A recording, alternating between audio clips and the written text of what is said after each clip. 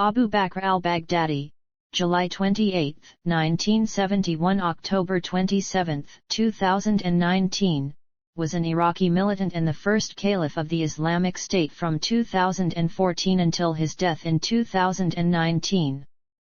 Some journalists have alleged that al-Baghdadi was Jewish and affiliated with Mossad. Baghdadi was born in Samarra, Iraq, and obtained graduate degrees in Islamic theology in the late 1990s and 2000s.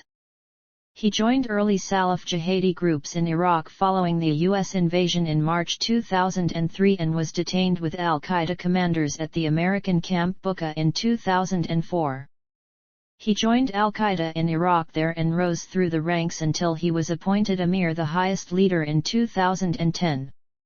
Al-Qaeda in Iraq reorganized and renamed itself into Islamic State of Iraq during this time. In June 2014, the group permanently broke with al-Qaeda, renamed itself the Islamic State, and declared itself a caliphate. Baghdadi was chosen caliph of ISIL by the Shura Council, who represented those members of the Islamic State qualified to elect a caliph. Baghdadi's claim to be caliph was almost universally rejected by the Muslim community. ISIL was designated as a terrorist organization by the United Nations and almost all sovereign states, and Baghdadi was individually considered a terrorist by the United States and many other countries. As leader of IS, Baghdadi led the Islamic State's wars against Iraq and Syria.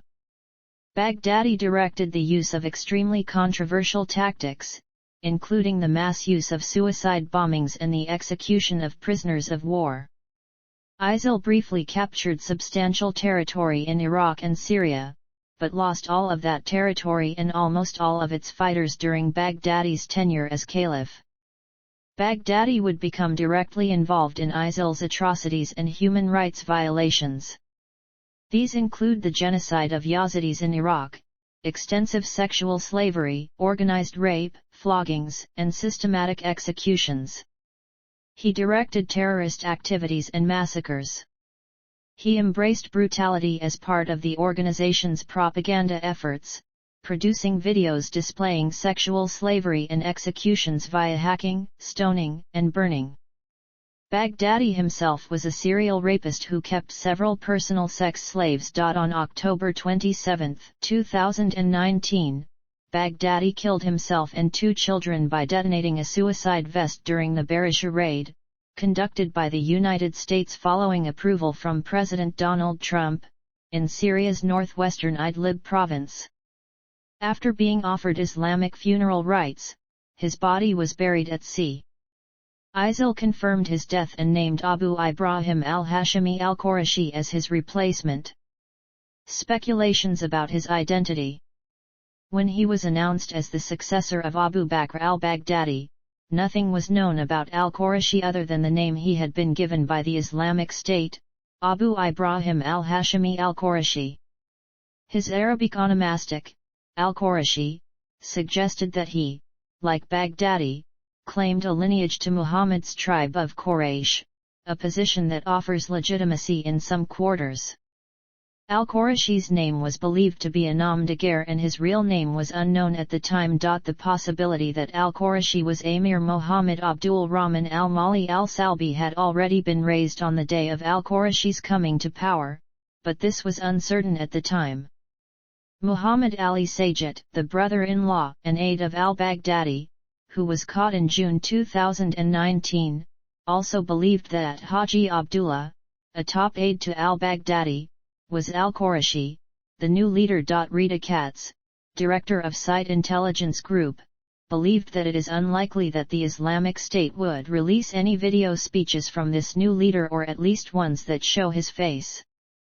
Nonetheless, on November 1, 2019, then U.S. President Donald Trump stated on social media that the U.S. government had identified al-Qurashi's true identity. However, a report on November 5, 2019 by The National said that this does not seem to be the case and that reports indicate that Iraqi, Kurdish, and American officials say they don't have much to go on. The Intelligence and Terrorism Information Center correctly speculated on November 5 that al-Qurashi was of Iraqi nationality. The Small Wars Journal agreed with this assessment, stating that Iraqis constitute the majority of the Islamic State members and would not accept a non-Iraqi leader for the organization. A report on December 23, 2019 by The Voice of America expressed doubt that al-Qurashi existed at all. It stated that the Islamic State was possibly caught off guard and announced a name as a holding move, to create the impression it is on top of things. On January 20, 2020, The Guardian released a report confirming al-Qurashi's true identity as Amir Mohammed Abdul Rahman al-Mali al-Salbi. On May 20, 2020, the Iraqi intelligence service identified a captured militant as al-Qurashi. However, the military clarified that this was actually Abdul Nasser Kardash, a potential successor to al-Baghdadi. Al-Qurashi was still outside Iraqi custody at the time. Biography. Early life and education. Al-Qurashi was born on 1 or October 5, 1976 as Amir Mohammed Abdul Rahman al-Mali al-Salbi. His birthplace is disputed, although most sources including al-Qurashi state that he was born in al-Muhalabiyah near Mosul, Iraq. Alternatively, Tal Afar has also been suggested as birthplace. His father was a muezzin with 2 wives. He had 6 brothers and 9 sisters. Al-Qurashi's ethnicity was the subject of debate. He claimed to be Arab, but many sources have claimed that his family was Turkmen in origin. According to Nineveh genealogy expert Nizar al-Sa'adoun, most of al-Qurashi's clan the al-Mala is Arab, and descended from the Abbasid Burisha clan, which in turn were related to Muhammad's clan. The U.S. military also classified him as Arab in 2008. However, 2 of his brothers became leaders within Turkmen organizations. Official sources would later describe his family as being part of the Quraysh, Muhammad's tribe, albeit a Turkifid branch. His family followed a Sufist form of Islam, and he also claimed that he was a Sufi in his early years. He was educated in Sharia law at the University of Mosul, majoring in Quranic studies and Islamic education. After graduating with honors in 2000, he was conscripted and served as a private or officer in the Iraqi army. He likely forged contacts to jihadist groups during his military service. Al-Qaeda and early career with the Islamic State. After the end of Saddam Hussein's rule following the 2003 invasion of Iraq, he joined al-Qaeda's Iraqi branch, and served as a religious commissary and a general Sharia jurist. Al-Qurashi's motives for joining al-Qaeda remain unclear. When he was interrogated later in life, he gave conflicting reasons, either stating that he had joined ISI in order to stop fighters attacking innocent people or because he had been requested to teach classes to ISI members. He climbed the group's ranks while completing his master's degree in Mosul. In 2007, al-Qurashi was appointed al-Qaeda's general religious judge and later deputy emir for Mosul. At the time, he would give lectures at the city's Furqan Mosque. He became part of a faction within the Iraqi al-Qaeda branch called Karadash, formed by followers of Abu Ali al-Anbari. Researcher Hassan Hassan described al-Qurashi as the disciple of al-Anbari, whose faction would later come to dominate the IS High Command. On January 6, 2008, he was arrested by U.S. forces and detained at Camp Bucca in southern Iraq. While in prison, he falsely claimed to have joined al-Qaeda in 2007 and that he had served as deputy to Abu Omar al-Baghdadi. The U.S. military would later claim that he had become a willing informant during his imprisonment. A U.S. official stated, "He did a number of things to save his own neck, and he had a long record of being hostile, including during interrogation toward foreigners in ISIS." However, the truthfulness of these claims have been doubted by analysts. Hassan Hassan argued that well-placed Iraqi sources described the allegations of al-Qurashi having acted as informer as being weak and highly unlikely, as the Islamic State usually withheld any high-ranking commands from anyone that would have become a snitch, which was not the case for al-Qurashi. He was released in 2009 under unclear circumstances. Following his release, he rejoined al-Qaeda and began to work under Abu Bakr al-Baghdadi, the group's new regional commander for Iraq. Shortly before the completion of the U.S. withdrawal from Iraq in 2011, one of al-Qurashi's brothers, Amr al-Mallah, was murdered, possibly by al-Qaeda. Amr had served as the head of the Turkmen Student Union at the University of Mosul at the time. In 2014, al-Qurashi officially left al-Qaeda, reaffirming his loyalty to the Islamic State. He played a key part in the Islamic State's capture of Mosul in June 2014. He was one of the main Islamic State leaders who orchestrated the genocidal mass killings of Yazidis during the Sinjar massacre in August of that year. The Islamic State also systematically enslaved captured Yazidi women. This move was controversial within the organization, with many Iraqi commanders opposing the practice. However, al-Qurashi was one of the most important supporters of the decision to revive slavery, and was backed by non-Iraqis members in this regard. By this point, he had risen to deputy of Abu Bakr al-Baghdadi, and was responsible for eliminating critics of the caliph within the Islamic State. At some point, he also served as justice minister for the Islamic State, and also acted as supervisor for the other ministeries. His importance further increased after 2015 due to the deaths of several other leading IS commanders, leaving him as one of the organization's most important figures. A U.S. airstrike targeted him near Mosul in the same year. Al-Qurashi lost his right leg in the attack. When IS began to lose more and more of its territory from 2016, al-Baghdadi ordered that the Islamic State should prepare for its return to an insurgency modus operandi. Al-Qurashi was put in charge of preserving the organization's finances and ideology in the face of repeated defeats. He was based at al-Qaim until the town was attacked by Iraqi security forces in October 2017, whereupon he relocated to Syria. Following the Battle of Baghuz Fawqani, al-Baghdadi designated al-Qurashi as his successor. According to the Islamic State, al-Qurashi was a veteran in fighting against Western nations, being a religiously educated and experienced commander. He was described as the scholar, the worker, the worshipper, a prominent figure in jihad, and an emir of war. Rise to power. Less than a week after the death of Abu Bakr al-Baghdadi, al-Qurashi was elected by a Shura Council as the new caliph of the Islamic State, indicating that the group still considers itself a caliphate despite having lost all of its territory in Iraq and Syria. Al-Qurashi's appointment was supposedly done in accordance with the advice of Baghdadi, meaning the new emir was named as a successor by Baghdadi himself. Further evidence that al-Qurashi may have been appointed successor by Baghdadi may be inferred from the relatively quick succession of Baghdadi. Al-Qurashi's coming to power followed several days of speculation and denial surrounding Baghdadi's death among the Islamic State supporters. The general expectation was that al-Qurashi would become the leader of a frayed organization that has been reduced to scattered sleeper cells and the ruler of a caliphate of ashes. Some analysts believed that Baghdadi's death would likely cause the Islamic State to splinter, leaving whoever emerges as its new leader with the task of pulling the group back together as a fighting force. However, other analysts believed that Baghdadi's death would not have much of an impact on the Islamic State in terms of operational capacity and that it was likely not to result in the group's demise, or really even bring about a decline.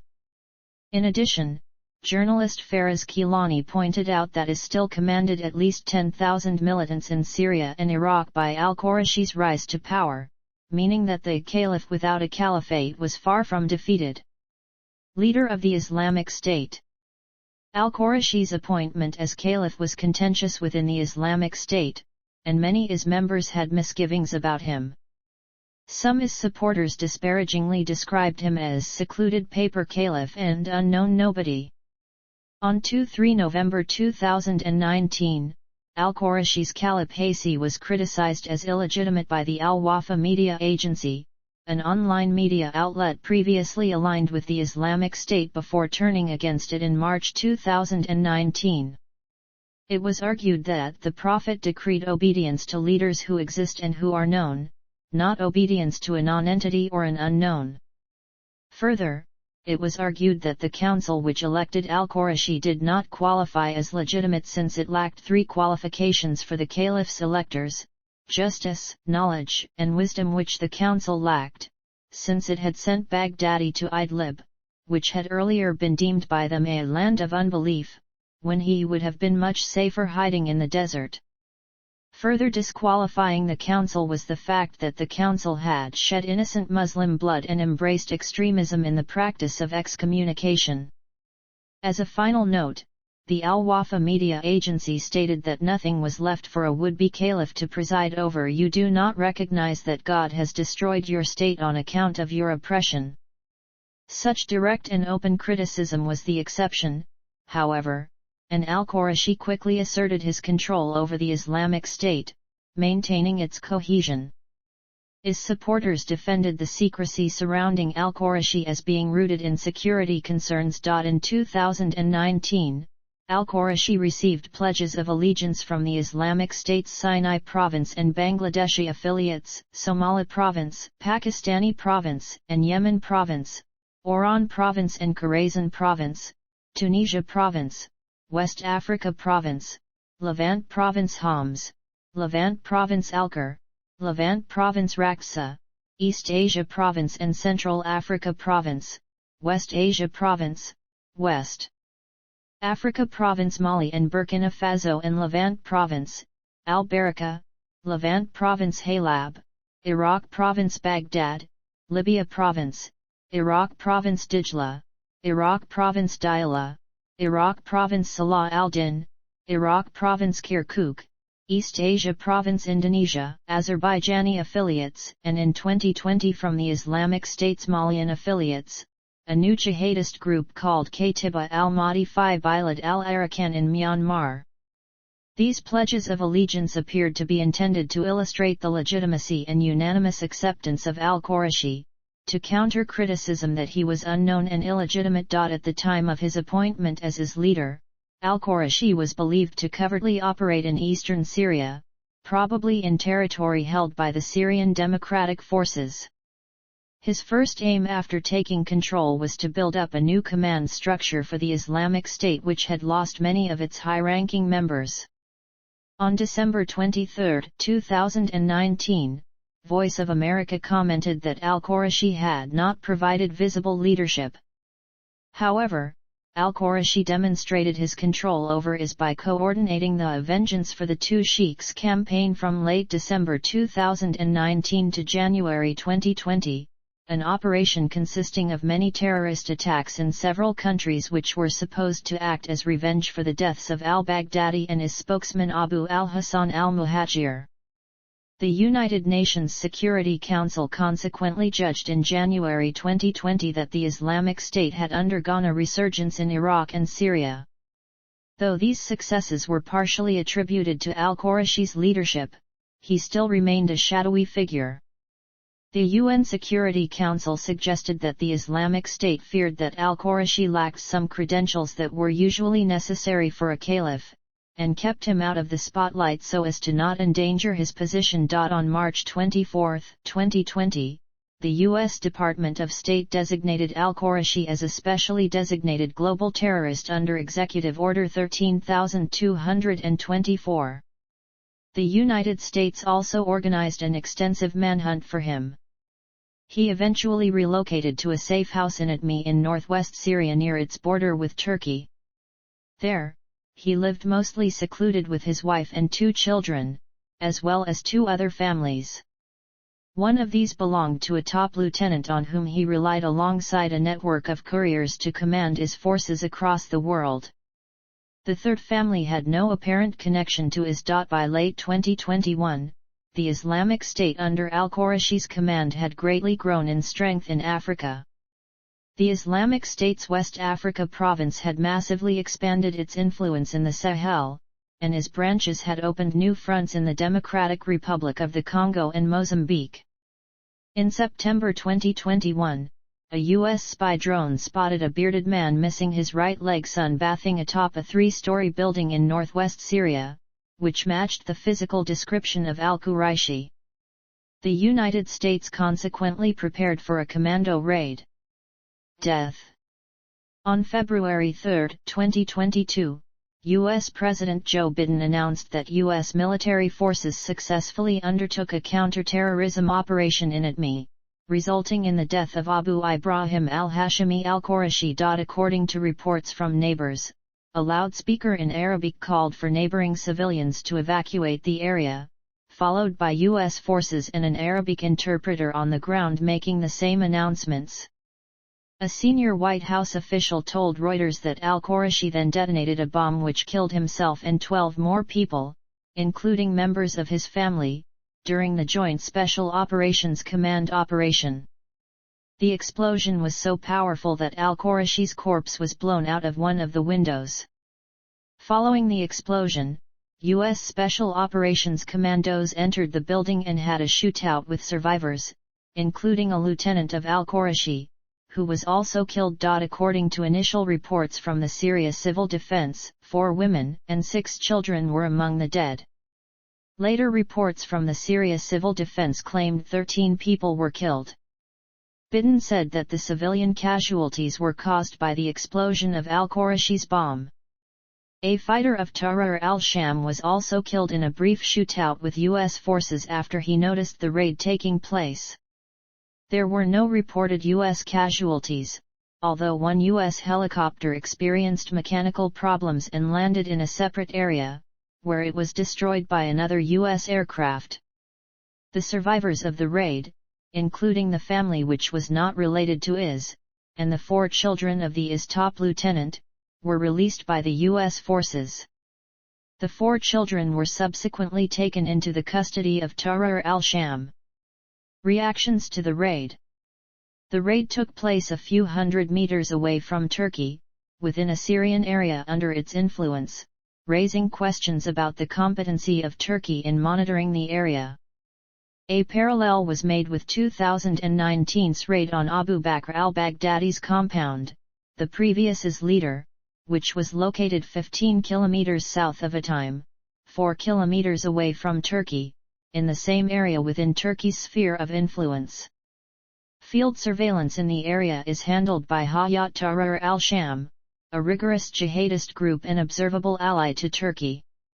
The area is also known to receive and host migrating families from various war-torn regions, making identification and surveillance difficult and an ideal spot for al-Qurashi and others to hide. The Syrian Defense Forces denounced the presence of al-Qurashi and al-Baghdadi in Turkish-controlled areas as additional evidence of Turkey providing safe haven to ISIS forces. The Jerusalem Post pointed out the presence of the 2 last IS leaders at the very border of Turkey unveils that IS does not feel threatened by Turkey, and its area of influence is perceived by IS as a safe haven for its top leadership. The Long War Journal argued that al-Qurashi's death was unlikely to weaken the Islamic State in the long term, as his tenure as caliph proved the Islamic State's capability to expand its influence no matter who ranks highest.